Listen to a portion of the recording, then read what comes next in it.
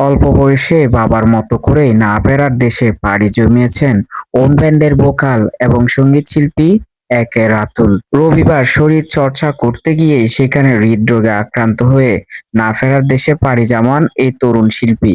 মৃত্যুকালে তার বয়স হয়েছে মাত্র ৩৬ বছর। আর অল্প বয়সেই তার চলে যাওয়া অনেকটা বাবার মতো করেই। বলছিলাম চিত্রনায়ক জসিম, যার ছেলে একে রাতুল, যিনিও বাবার মতো করে অল্প বয়সে চলে গেলেন।